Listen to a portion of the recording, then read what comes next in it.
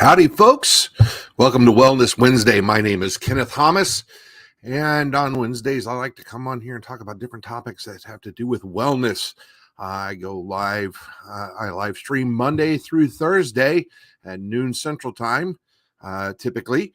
Although tomorrow, I'm going to be a guest on the Dog Connection show. So, I will be doing that at noon. If you want information on that, you can find it on my Facebook timeline.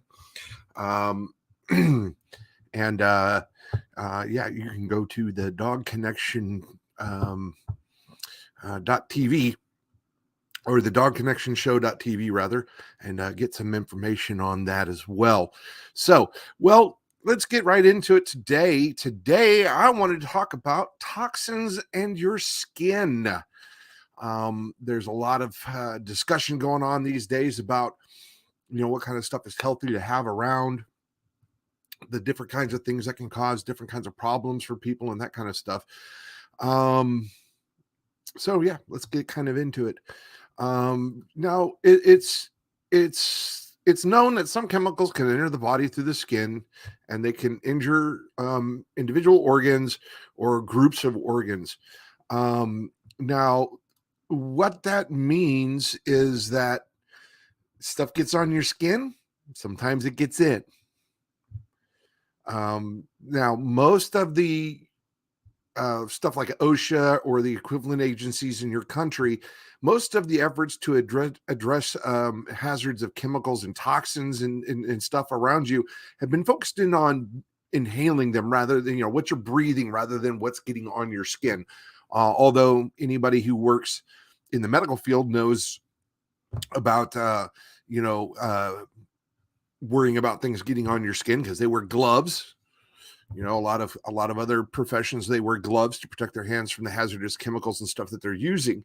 But that isn't always the case with everything. So now one thing that I have heard some people talk about is that your skin will absorb directly 60% of what gets on it into your bloodstream.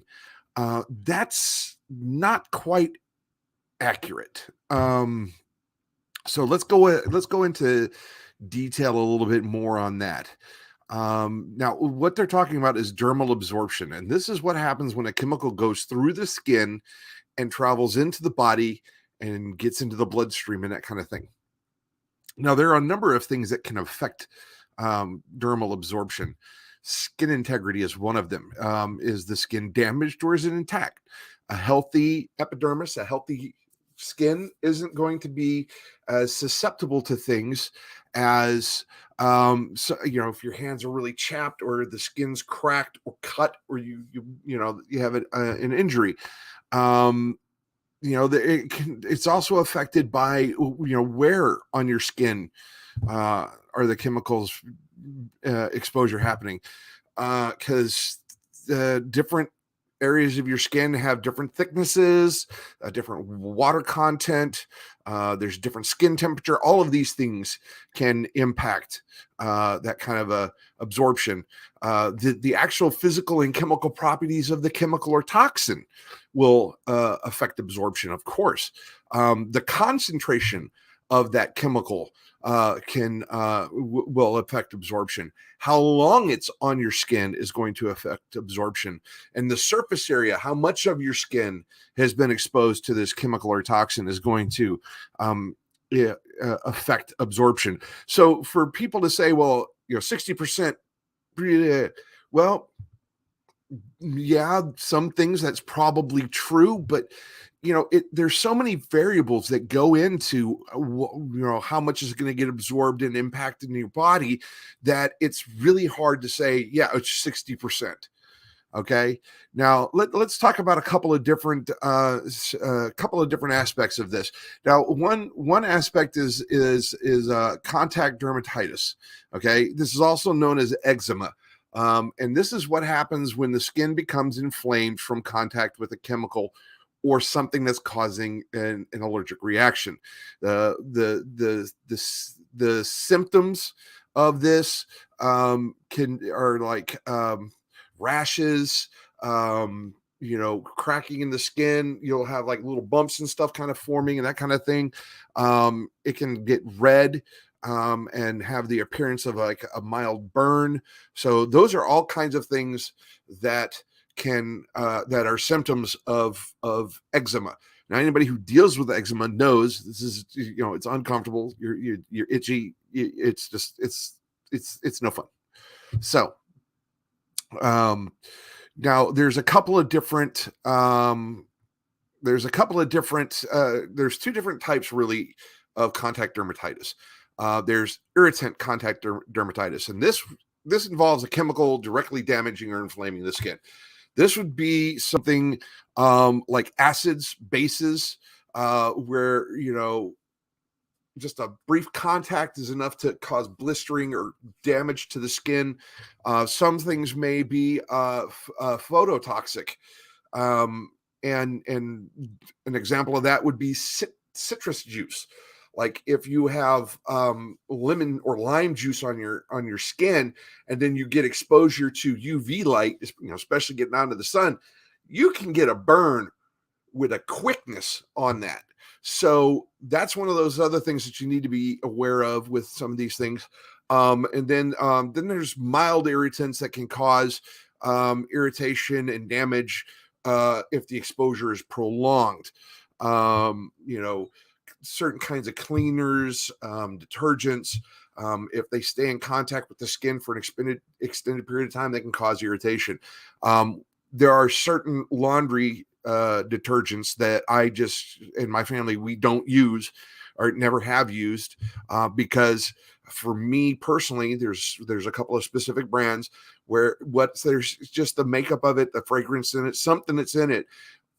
My clothes get washed in it, and then over the day, my whole body will start to break out, and it's just really a miserable experience. So, we're using something that doesn't cause that now, but and we've always had to figure out what we could and couldn't use. So a lot of people that are familiar with things like that, and so it kind of goes into, it's not really the skin's reaction or the body's reaction, it's the chemicals reaction with the skin that's causing the problem. Now the next one is allergic contact dermatitis. Okay, and this is the one a lot of people are really familiar with. And my friend Carolyn says that she protects her hands from many things. She will wear gloves when micro scraping, deal with different kinds of metals like aluminum and copper. When she tears down circuit boards, handle not only metals but also the chemicals used. Yeah, electronic and electrical waste is some of the worst type of polluting stuff on the planet. That is absolutely true.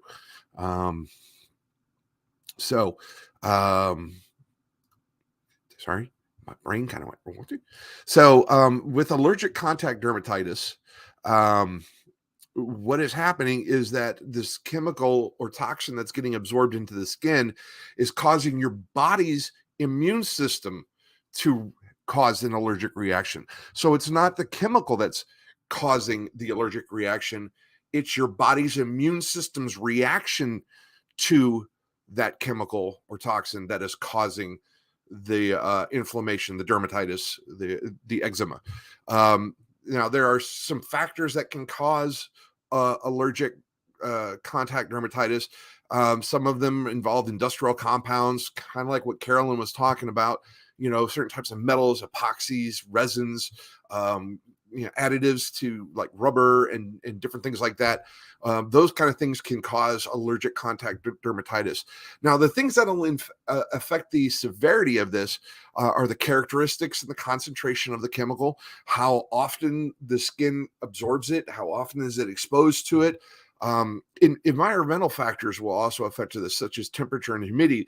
And if you think about this, think about it in the sense that, the warmer and more humid it is, the more your pores are opening up because you're trying to sweat, trying to reduce your body temperature. Of course, those pores opening up is opening up exposure to the these environmental or rather these toxins and chemicals. And also, again, the condition of your skin. Is it healthy? Is it damaged? Is it dry and cracking? Is it moist? Is it wet and healthy? All these different kinds of things are going to affect the severity of your allergic reaction to that kind of stuff. Now, let's get down to the big thing that a lot of people are wondering. What does this all actually mean for me and my family? Well, the first thing is that you need to be aware of what you're using at work and at home. Okay. And you need to be aware of whether you or any members of your family are experiencing, dermatitis, skin irritation. Are you having eczema issues? Are you having allergic reactions to different things? Because if you are, well, that gets into what can you do? Well, you need to identify these allergens and other causes. Okay. What you need to do is you need to go in and kind of figure out what is causing these things. Like with me, we figured out it was the laundry detergent, stopped using that brand, found something that worked and didn't cause it, solved that problem. So, so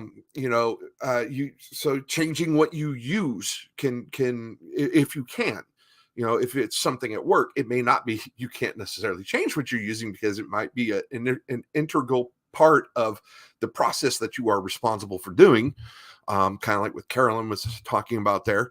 And again, what she was talking about, use protective equipment. If you can't change what you're using, definitely make sure you're using the protective equipment to protect your skin from that kind of stuff. Another big thing that you can do, besides changing what you use and using protective equipment and that kind of stuff, is you can change. You can change your whole philosophy on what it is that you're buying and where you're shopping for these kind of things. Looking into stuff that is environmentally friendly, that is naturally based and biodegradable and these kind of things, looking for these kind of green, environmental friendly products. A lot of them are going to be a lot better than a lot of the harsher chemicals will be. Now, one thing to keep in mind with that is you can still have allergic reactions to the ingredients in natural based cleansers and cleaners because your body may just be allergic to one of the ingredients in it. I have a friend of mine who's allergic to tea tree oil. And for those of you who know, tea tree oil is a wonderful antiseptic. It's also great for stimulating the skin. It's one of my favorite things, to be honest with you. I love it in so many things. I've always loved tea tree shampoo, the way it made my head feel and everything. So, but if you happen to be someone who's allergic to tea tree oil, even though this is a great natural alternative to some of these other things, it's not something you can use. So be aware that even though it is something that's green and it's environmentally friendly, that doesn't mean you personally or someone in your family might not have a reaction to it.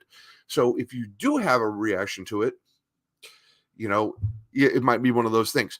And of course, if you are somebody who experiences a lot of different kinds of irritations and allergic reactions to things, my recommendation, because I am not a medical professional, I happen to be married to one, but I don't have her training or her experience. My suggestion would be to talk to a dermatologist, talk to a doctor who specializes in skin, and then I'll also see about getting an allergy test done. Yeah, it's an uncomfortable, miserable experience, but if it'll help you identify the things that you need to stay away from so that you don't have to keep experiencing these irritations and everything else, it might be worth your time and your effort. And then start talking to people, start learning from people who are using natural solutions, start talking to folks who have found these kind of solutions. Find groups on Facebook, find groups in your local community, different areas where you can exchange ideas and that kind of thing. Get involved and get informed. That's the best thing that you can do in this kind of a circumstance. So that's kind of what I wanted to cover today. And I really want to encourage folks to really look at what they're bringing into their households and what they're dealing with at work, if it's something that you can change depending upon your job and that kind of thing. Carolyn says that cadmium and nickel are two huge culprits that cause allergic reactions. And they're hidden in metal. They're hidden in jewelry, decorative items, makeup, cookware. So stay away from inexpensive, cheap jewelry, inexpensive, cheap makeup. Be aware of the items purchased in thrift stores and antique stores. That's some very good advice, Carolyn. Thank you very much for that. So, finding people that know about these things, starting discussions with them, learning from them. Carolyn's got some good stuff. I never would have thought about having to watch out, in antique stores, but maybe I should have thought of that in the first place, because we all know now that lead exposure is a very bad thing, and lead was a very common thing used in a lot of things that in the past, that we don't do that anymore. So so definitely be aware of the things that you might be bringing into your house from unexpected places. And if you are someone who works around chemicals and works around these dangerous things, take the safety training seriously. And also be aware that things that might get on your clothing, bringing them home, you need to be aware of that kind of stuff too. So if you guys have gotten more questions, or you guys want to continue the conversation, please do in the comments. I'd love to hear what you guys have to say. Now, if you're catching this on Facebook, remember to follow me so that way you know when I'm going live. And please give me a like or a shout out here in the comments. Don't forget, if you follow me on Facebook, go to my timeline and check out the special announcement there that'll have the information on the show I'm going to be on tomorrow. Now, I will be doing Thursday's Thoughts tomorrow. It will just be at 1 p.m. Central Time instead of my normal noon, because noon is when this other show is going to be happening. So until next time, folks, peace, love, and photography. And remember, everything can make a beautiful image, including you. I will see you guys later. Have a great afternoon. Bye.